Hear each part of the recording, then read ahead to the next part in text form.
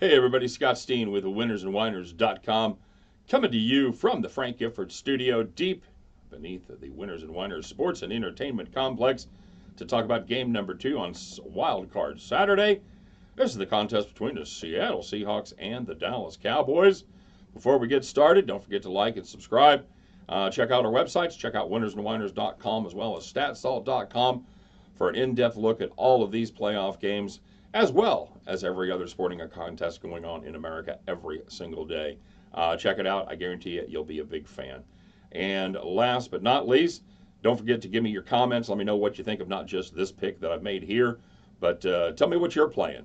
Tell me what you're playing as far as the NFL. And if you got any hot tips on basketball games that you want to share with everybody. We've got some good cappers out there. We've got some guys that have been red hot lately.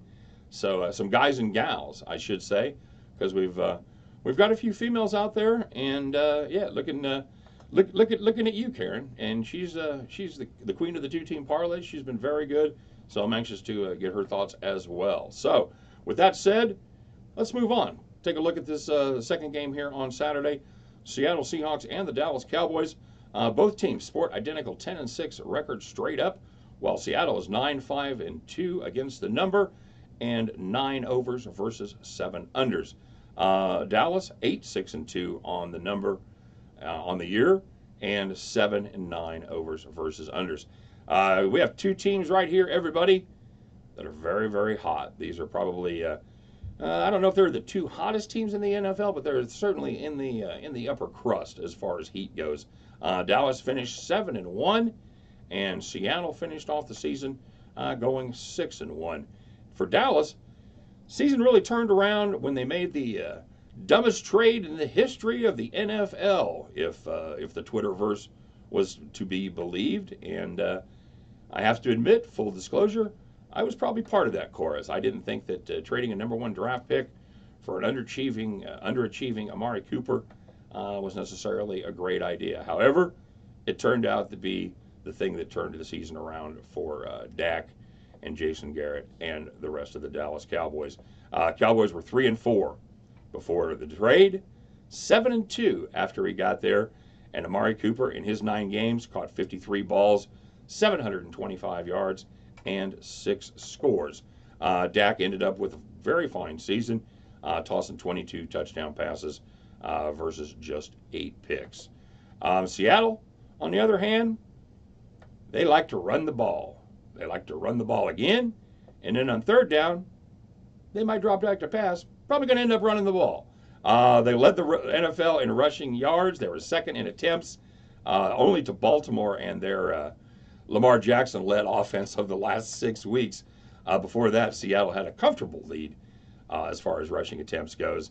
So they ended up having the second most attempts. And you'd think Russell Wilson also, he surprisingly had the fewest attempts that he's had in his 5-year career, or 6-year career rather. Now I'm just talking. I went brain dead on Russell Wilson. I think this is his 6th year, right? And I know you guys are really good about correcting me if I'm wrong there, so I don't have it in front of me. But I know that this is the fewest rushing attempts that he's had. And he's responded by having his best year, arguably, as an actual quarterback. He was 27th in yardage, mainly because they ran the ball so much. However, he was 6th in yards per attempt and 3rd in quarterback rating, finishing just behind Drew Brees and Pat Mahomes. Pretty good company. Dallas getting it done as usual on the defensive side of the ball. They were 7th in yards surrendered, while Seattle, a team you normally think of as defense first, was actually just right in the middle of the pack. They were 16th, giving up 24 more yards per game than Dallas did.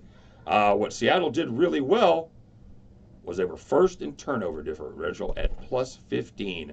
Dallas, not too shabby. They were 12th with just plus 3. So to me, this game follows the old real estate adage. It's all about location, location, location. Seattle this season was okay away from home. They went 4-4 straight up, 4-3-1 against the number. But in the playoffs, with Russell Wilson and Pete Carroll, it's a different story. Carroll and Wilson are 2-3 against the spread on the road in the playoffs. But those 2 wins both came as a favorite, Well, all 3 losses came as an underdog. Put another way, the Pete Carroll Russell Wilson tandem has never won a playoff game or covered as a road dog in the playoffs.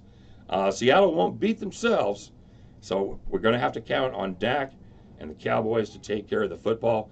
That means limiting your dumb mistakes, no more than 1 turnover.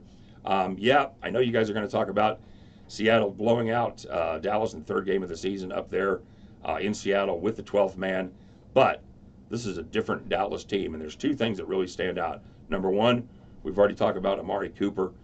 He gives Dak a legitimate number 1 receiver as a weapon, and number 2 has been the emergence of Van Der Esch. He was getting limited reps earlier in the season and has had much more opportunity as of late and is just crushing. He's a little banged up, but we fully expect him to go.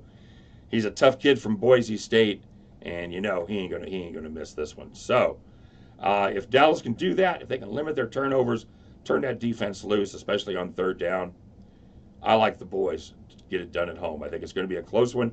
Could come down to the last drive, but give me Dallas minus the 2 points. All right, guys, once again, let me know what you think. Get down with me on Dallas. I feel good about this one. At the end of this game, you and I will grab our tickets. You know what we'll do. We'll head back to the window. Take care, everybody. Good luck. We'll see you on the next video.